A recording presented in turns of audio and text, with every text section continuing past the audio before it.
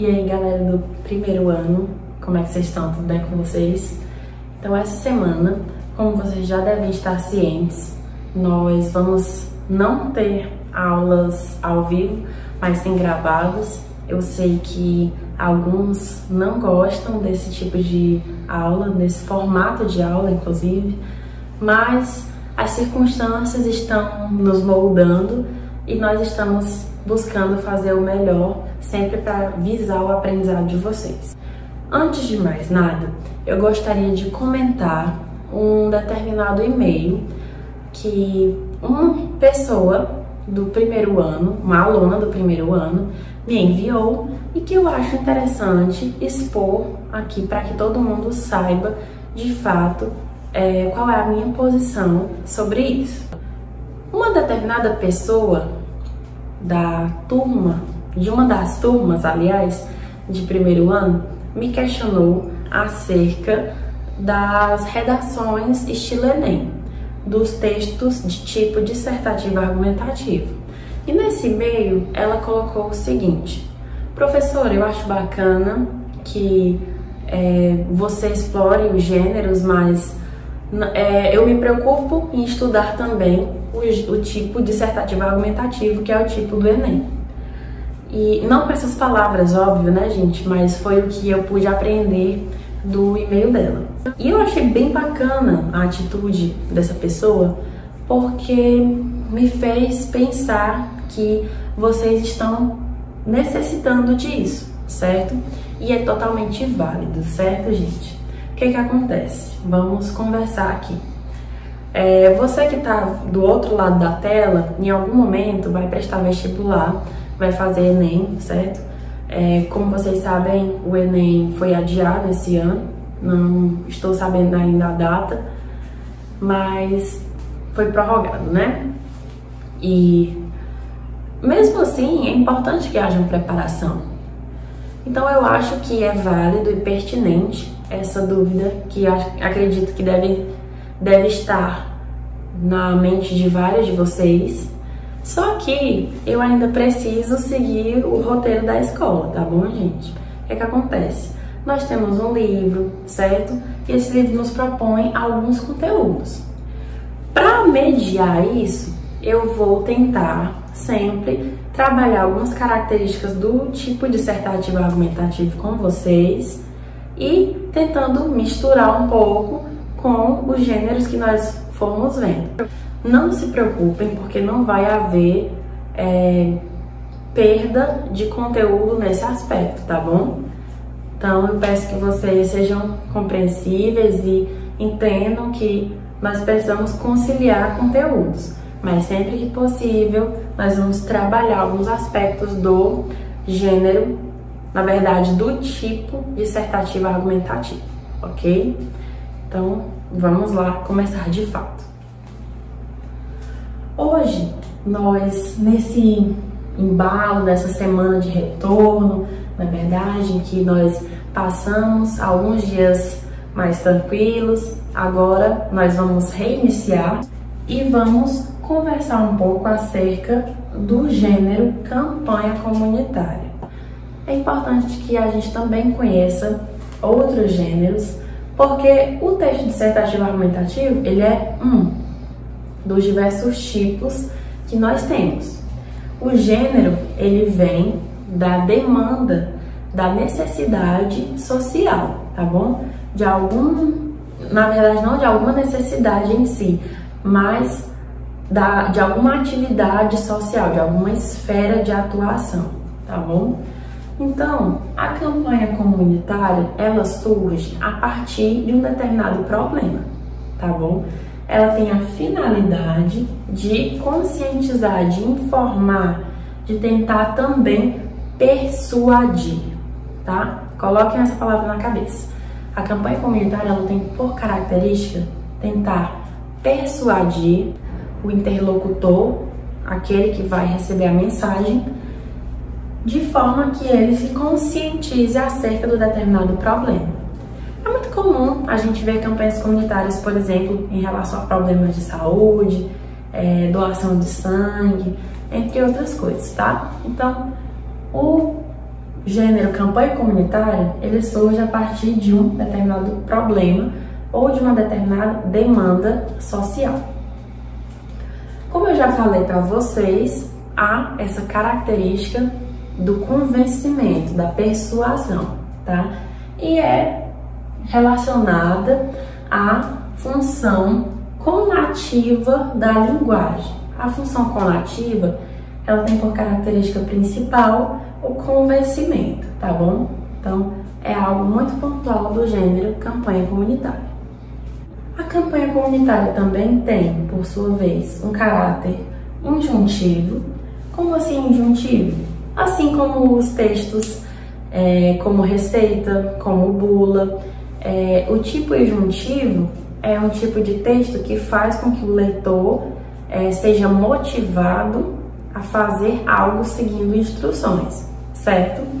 Em algum lugar vocês devem ter visto, não sei se andado, né, porque estamos em período de isolamento, embora em fase de transição aqui no Ceará, mas vocês devem ter visto alguns cartazes acerca da Covid-19, do coronavírus.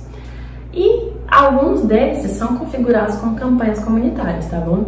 Exemplos: lave sempre as mãos, use máscaras.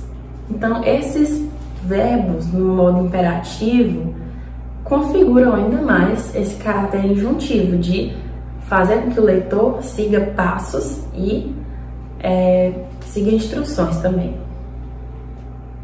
Além disso, o texto de campanha comunitária, ele tem a característica de ser expositivo e informativo. Expõe informações. A linguagem utilizada é uma linguagem inicialmente simples, tá? Deve ser objetiva e clara para que todos os leitores consigam entender. E é uma linguagem multimodal. Eu até falo muito isso para os meninos do 6º ano, esse termo multimodal. O que é o termo multimodal? A linguagem multimodal se caracteriza pelo uso das linguagens verbal e não verbal. Palavras e imagens, por exemplo. Professora, uma propaganda tem um vídeo, tem imagens, tem palavras. É um texto multimodal? É. E algumas dessas propagandas têm a característica de serem também campanhas comunitárias, né? Como vídeos, por exemplo, de conscientização sobre trabalho infantil, violência contra a mulher, as questões relacionadas à pedofilia, à violência infantil, né? Então, todos esses têm características em comum, tá?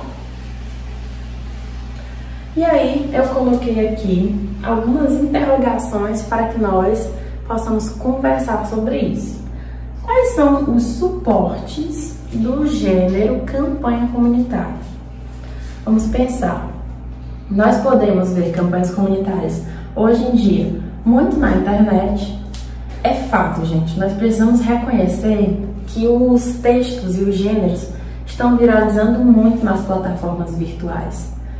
Como a gente viu nas notícias, por exemplo, em que a gente tinha antigamente os jornais, no caso, e hoje em dia a notícia ela está na palma da nossa mão, com o Instagram, com as contas, né, de jornais e também com o Google, né? Então, muitos dos suportes agora estão sendo suportes virtuais.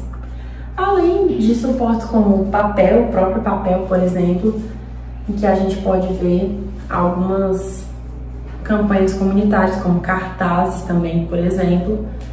Então, nesses suportes a gente pode ver esse tipo de gênero sendo veiculado. Gente, para quem não lembra o que é suporte, suporte é justamente onde o texto será veiculado, como ele será expandido, na verdade, como ele será divulgado, certo? Ah, eu vi esse texto aqui numa plataforma digital. Não, eu vi esse texto aqui num cartaz ou numa folha de papel. Tudo isso são suportes, tá? Gente, e por último, esse texto, esse gênero, aliás, possui características do tipo dissertativo argumentativo? é importante que a gente faça a diferenciação, tá, gente?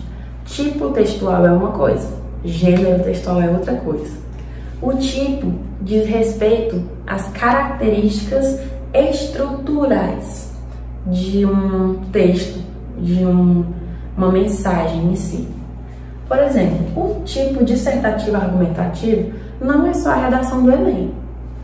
O tipo dissertativo argumentativo diz respeito ao ato de dissertar, de expor fatos e, além disso, de argumentar, de tentar convencer.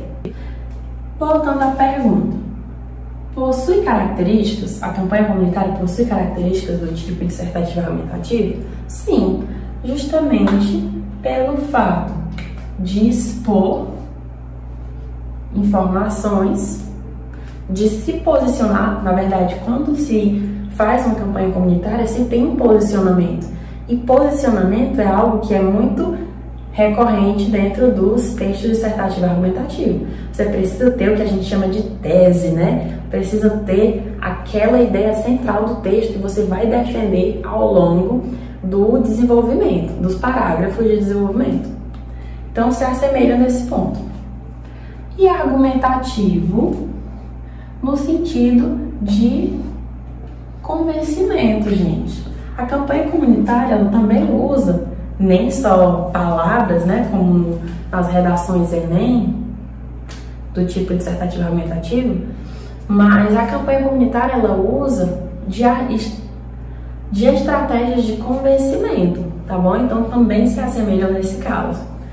O que eu gostaria de mostrar com isso é que vocês possam perceber que o estudo de diversos gêneros pode sim contribuir para o conhecimento de vocês em relação ao tipo de texto utilizado no Enem, tá bom? Então eu espero que vocês tenham gostado e para finalizar nossa aula, eu gostaria que vocês fizessem a atividade da página 90 no livro Texto e Interação, certo? Nós vamos reservar uma aula para corrigir essas atividades e tentar debater todo mundo junto. Nessa semana nós teremos aulas gravadas, é verdade, mas na próxima semana, se tudo correr como desejado, nós já teremos aulas virtuais, ok, gente? Então, muito obrigada por vocês estarem acompanhando os conteúdos, quem está, né? E é isso. Boa semana e bons estudos a todos!